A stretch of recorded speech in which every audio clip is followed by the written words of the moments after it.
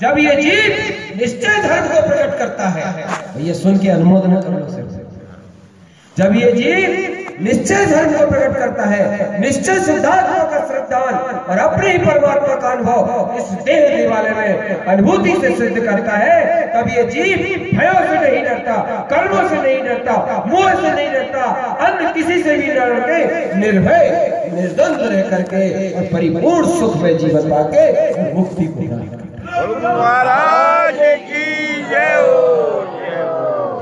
सवेरे में बात आपको बताना भूल के पूरी नहीं कर पाया। भगवान महावीर स्वामी जाने लगे तो गौतम स्वामी कहने लगे कि प्रभु आप तो चले, हमारा क्या होगा? अभी तक आपकी बात सुन रहे थे, अब किसकी सुनेंगे?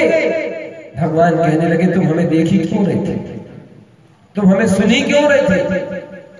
तो बोले बोले मैं जिसको देख रहा हूं, मैं जिसको सुन रहा हूं, तुम भी उसी को देखो, तुम भी उसी को सुनो। तो फिर सवेरे हम जाते हैं, शाम को तुम जाओ। नहीं है ऐसा? और गौतम स्वामी ने अपने आत्म स्वरूप को अनुभव में देखा, अनुभूति में लिया। सवेरे 4 बजे प्रभु महावीर जाते हैं और दोपहर के 4 बजे गौतम स्वामी चले जाते हैं। ये निश्चय की महिमा है। अरे आप लोग तो बहुत पारखी हो। दवाई की दुकान पर पहुंचे, एक दवाई की बोतल हाथ में रखे, उसने दिया कि ये बोतल ले जाओ। बोतल बहुत बढ़िया फ्रेश थी, इसका कवर भी बिल्कुल फ्रेश न्यू ब्रांड था। अब उस मेडिकल वाले ने वो दवा आपको दे दी, दवा आपके हाथ में आई और उसमें लिखा था उसकी एक्सपायर डेट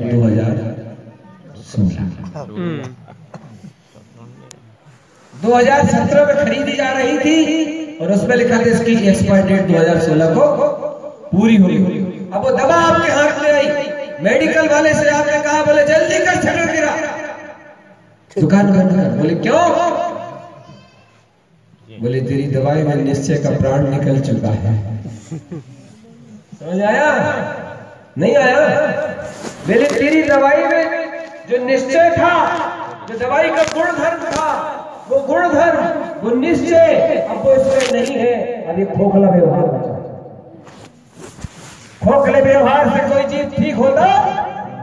दवाई का जो गुणधर्म है निश्चय कहलाता है, और ऐसे निश्चय का सेवन करके जीव को मुक्ति की निर्निश्चय जानते लिखा है गुरु महाराज ने हमारे लिए। भैया सुनो, सकल समाज सबके लिए ये उपदेश है, ये आज्ञा है। निश्चय नहीं जानते तो शुद्ध तत्व विधि। काय की विधि? शुद्ध तत्व की। अरे जोर से बोलो ना। कौन सी विधि? निश्चय को जानोगे तो शुद्ध तत्व की विधि, शुद्ध तत्व को प्राप्त करने की विधि। मौसमी में से रस निकालने की विधि मालूम है? मालूम है? बोलो मैं बता गया, मालूम है? ऐसे ही वह दूध में से घी निकालने की विधि मालूम है? दूध में घी छुपा है? पक्का? जैसे दिल में तेल है, चकमक में है आग, और आत्मा में परमात्मा है, जाग सके तो जाग।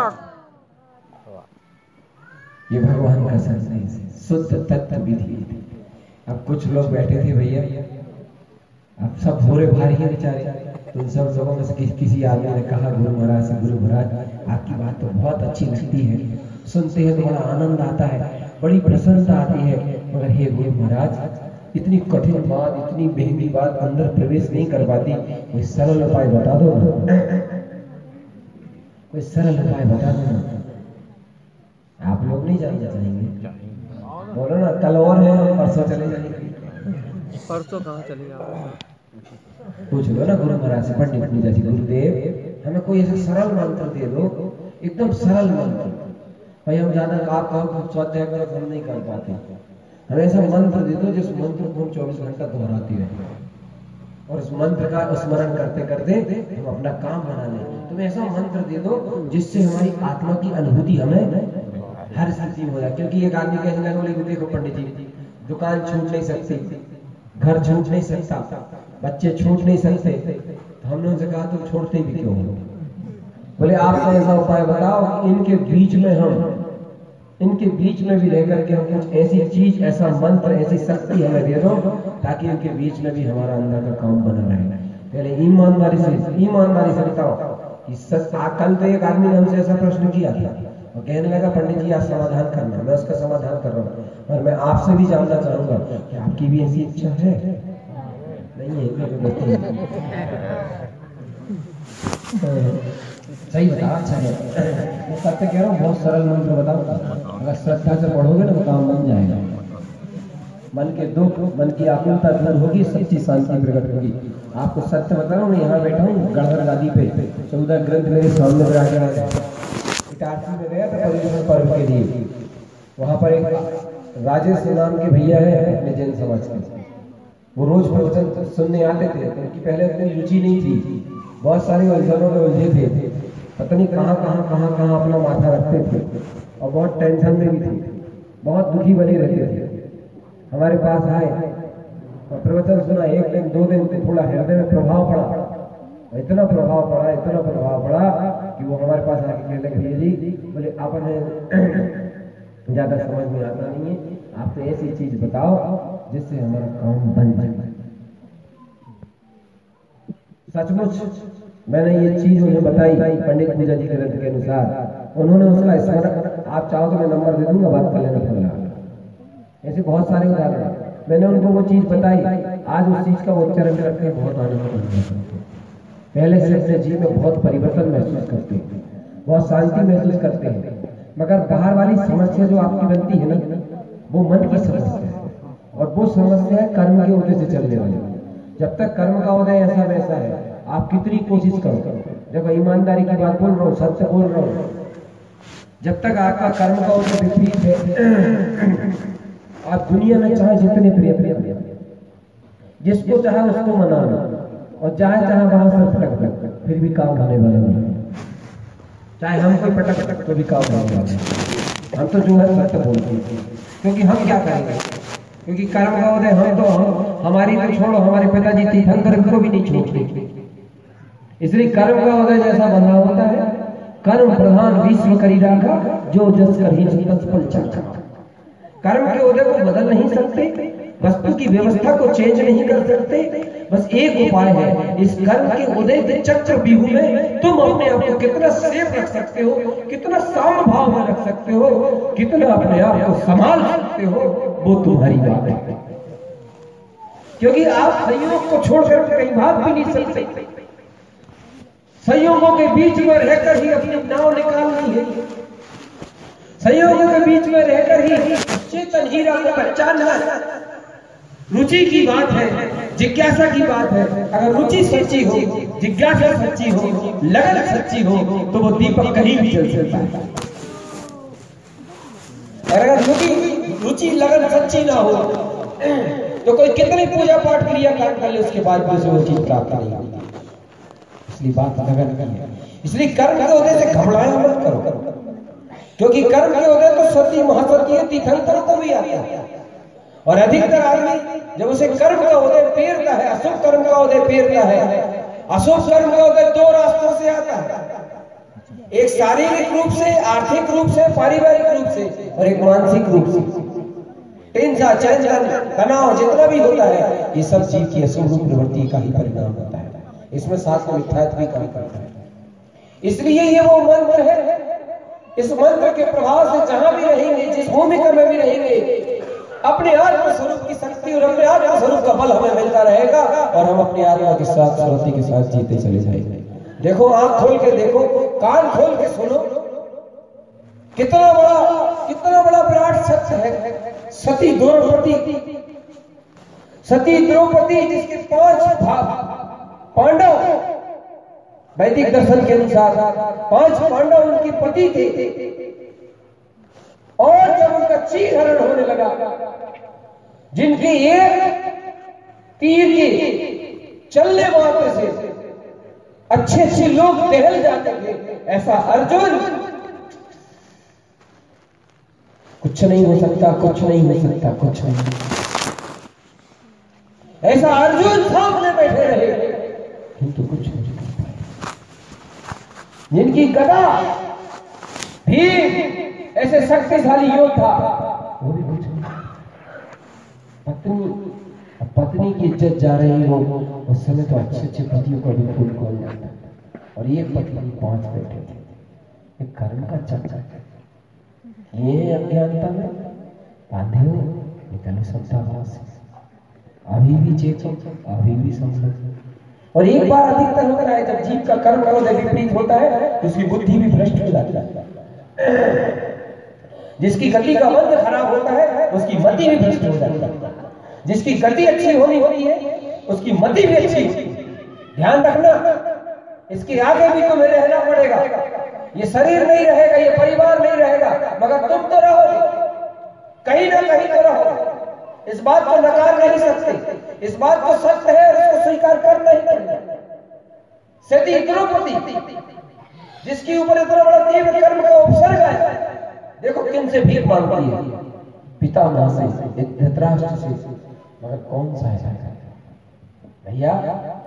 अभी हमारा पुण्य का उदय है और पुण्य की मदहोशी में है, बहुत मदहोश है भैया। पुण्य की मदहोशी में मदहोश रहने वालों का समय धीरे धीरे करके पूर्ण हो जाता है भैया। इसलिए पुण्य कमाना किंतु पुण्य में संतुष्ट मत हो। इससे लो पाईजान है, सच्चा तो धर्म है। किसने सहायता की? द्रौपदी, सती द्रौपदी की श्रद्धा कृष्ण जी की। सबसे पहले सहायता मांगी, सबके सामने सिर नवाए, अगर किसी ने सहायता नहीं दी तो द्रौपदी कृष्ण। तुम्हारे अंदर में भी जिसके प्रति तुम्हारी आस्था होगी, तुम्हारे अंदर में जिसके प्रति आस्था होगी, जब मन की दुख भरी वेदना से तुम दुखी हो जाओ, कर्म के प्रतिकूल वातावरण में चिंतित हो जाओ, तो किसी के सामने अपेक्षाओं की भीख मत मांगना, अपनत की भीख मत मांगना, अपनत का सुख मत चाहना। तुम अपने चेतना तुम राम की शरण में आ जाना।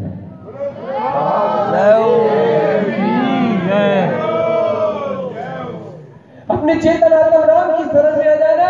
जब तुम अपने चेतनात्म राम की शरण में आ जाओगे, अपनी अंतरात्मा की शरण में आ जाओगे, तो कर्म का उदय तुमसे भी कांपने लगेगा, तुमसे भी डरने लगेगा। आप विश्वास नहीं कर सकते, किरण दीदी के भाई शिखर भैया कैंसर जैसा भयानक रोग लगा था उन्हें, और डॉक्टर के पास जब वो दिखाने गए थे, ना कोई डर था, ना कोई भय था, ना कोई गम था, ना कोई टेंशन था। निर्भय रहते थे, निर्बंध रहते थे और अपनी आत्मा का अनुभव करते थे। जब डॉक्टर के पास चेकअप कराने गए तो डॉक्टर कहने लगा, बोले ये कैसे आए, चलते आए? बोले तो व्हील चेयर में बैठा। प्लाट अकाउंट से क्या होते हैं, कम हो गए थे, बहुत कम से कम हो गए थे। हाँ जी, 2-3 दिन की वेदना सहन कर ही मानता, और वो भी समता भाव से। अस्पताल में आप आश्चर्य मानोगे, वो भोपाल का अस्पताल कौन सा अस्पताल? हमीदिया LBS अस्पताल। सवेरे का टाइम था, अपनी धर्मपत्नी से कहते हैं घर चलो, मुझे यहाँ नहीं रहना है। पहले भी वो अस्पताल जाने के इच्छुक नहीं थे, वो सदा तत्व का चिंतन करते थे, तत्व का अनुभव करते थे और समाधि की भावना करते थे। भोले चेतन चले जाओ, मैं कुछ नहीं रहेगा साथ। उसके बारे में सोच लो जो तुम्हारे अंदर है। अरे अगर अशुभ कर्म का उदय अगर ढाबा बोल गया, अशुभ कर्म का उदय अगर जीवन में आ जाएगा तो पड़े पड़े दुख भोगना पड़ेगा, कुछ हाथ नहीं लगेगा। ये जीव जैसे परिणाम करता है वैसे ही फल भोगता है। न कोई इसके साथ आता है, न कोई साथ जाता है, न कोई दुख देता है, न कोई सुख देता है, अपने ही किए का फल भोगता है। क्यों भूल जाते हो इस सत्य को? इस सत्य को अपनी छाती से लगा के रखा करो। मगर तुम ऐसी वस्तुओं को अपनी छाती से लगाते हो जो तुम्हारे लिए दुख और कष्ट का कारण बनती है। अगर छाती से लगाने के लिए कोई चीज है तो परमात्मा के वचन, महापुरुषों के वचन, जिनेंद्र प्रभु के वचन, इन वचनों को अगर हृदय से लगा लोगे, आत्मा से लगा लोगे, तो संसार में ऐसी कोई शक्ति नहीं जो तुम्हारे मन को दुखी कर सके।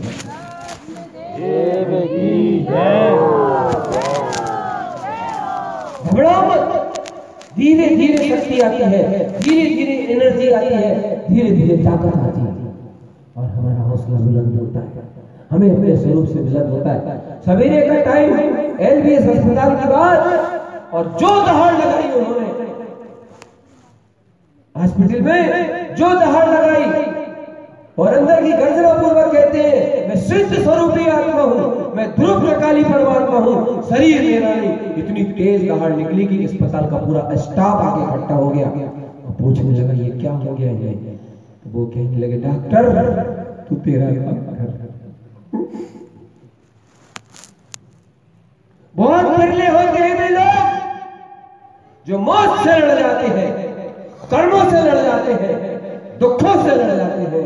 बड़े नादान और दुखिया होते हैं वे लोग जो जरा से दुख और आकुलता से प्रभावित होकर हाय हाय में कोड़ कोड़ के में संकल्प में विकल्प के घिसट घिसट के मृत्यु को प्राप्त करते हैं।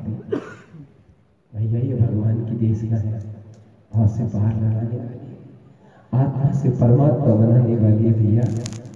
जो जीव इसे समझता है और श्रद्धा पूर्वक स्वीकार करता है उसका बहुत सारा काम बनता है। इसलिए बहुत श्रद्धा रखो भैया, बड़ी आस्था रखो इस पे। नहीं बनता है तो अनुरोध न करो, बार बार प्रार्थना करो कि हे प्रभु तेरी देश या सत्य है, बस इतनी सी कृपा हो जाए, हो ही भैया धीरे धीरे होगी। इतनी सी कृपा हो जाए ये देश या ये वाणी मुझे मेरी आत्मा में, मेरे जीवन में उतर जाए, मेरी आत्मा में उतर जाए।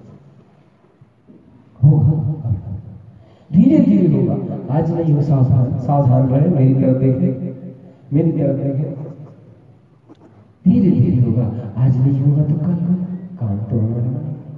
देखो भगवान आदिनाथ प्रभु जिनके पैदा होते ही रक्त बरसने लगे, जिनके पैदा होते ही रक्तों की वृद्धि हुई, देखो तो कर्म की लीला कैसी प्यारी रे।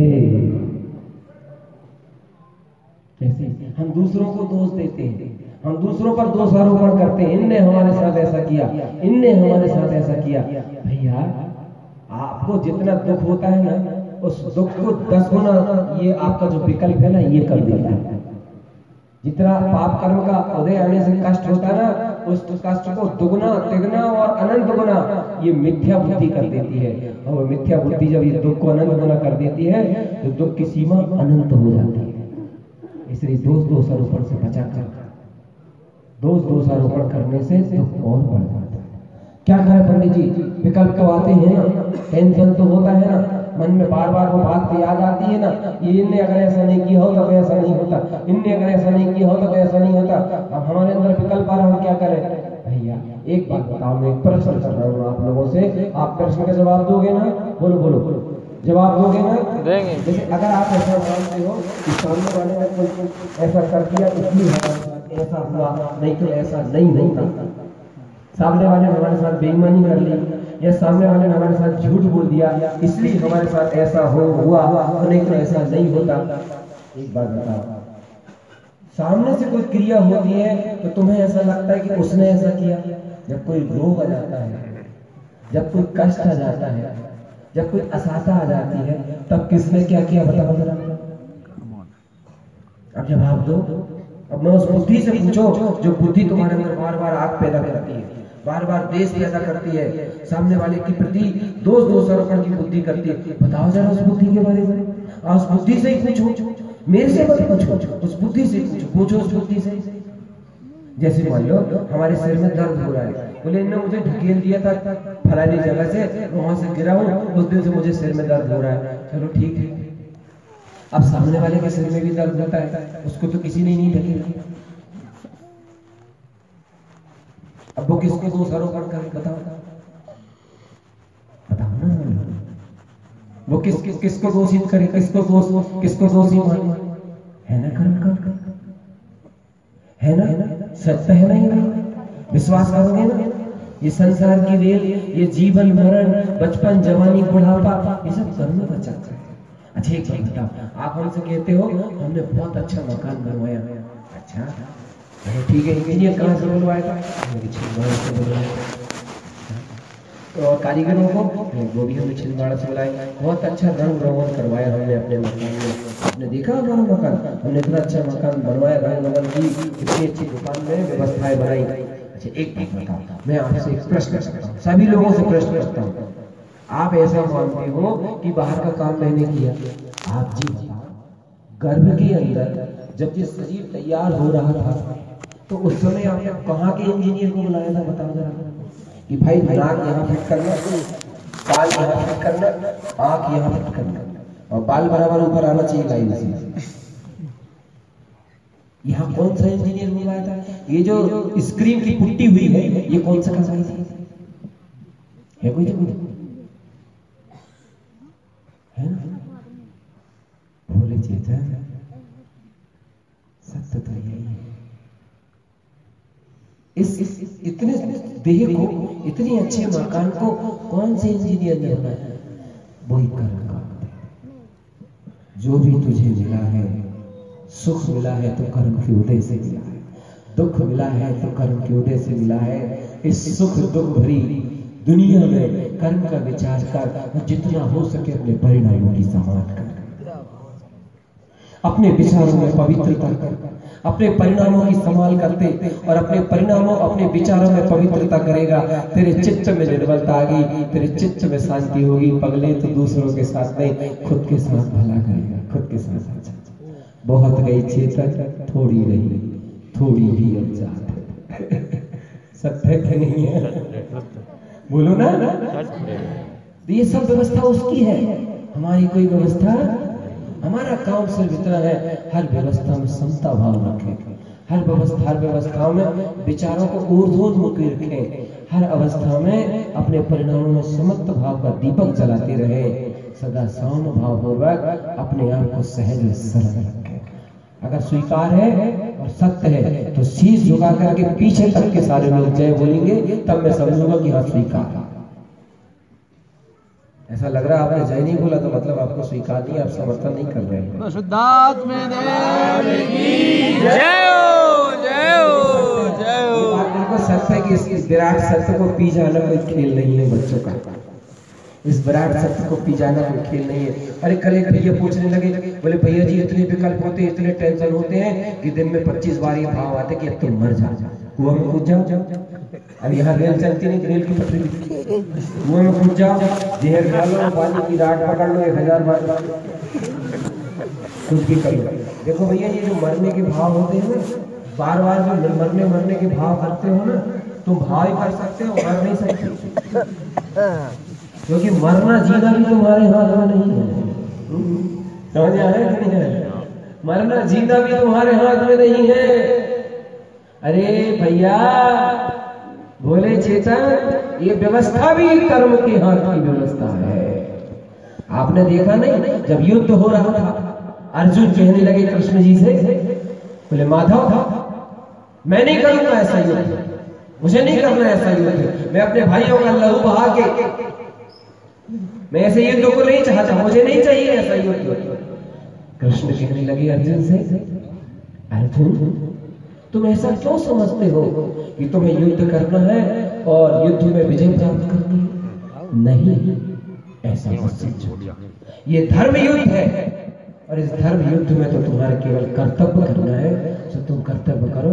ऐसे भैया संसारिक जीवन है, इसमें उदासीन प्रवृत्ति से कर्तव्य करो और अपनी आत्मा का ध्यान रखो। हाँ बोलो या नहीं बोलो, हाँ पीछे वाले भी बोलो, स्वीकार है? तो निरुनिश्चय ने जानन्ते। आप कहते हो कि मैंने भोजन की व्यवस्था बनाई, अपने लिए इतनी इतनी जमीन जायदाद तैयार करी, अपने लिए इतने इतने मकान बनाए, अज्ञानी जीव मूर्ख बोल दो। अच्छा एक बात ही बताओ, जब तुम्हारा जन्म हुआ था तो माँ के आंचल में भोजन की व्यवस्था कैसे बनी थी? अब जब आप जन्म लेते ही मां के आंचल में भोजन आ गया था तुम्हारे लिए, तुम गए थे कोई डेयरी खुलवाने वाले? कोई व्यवस्था करी थी आपने?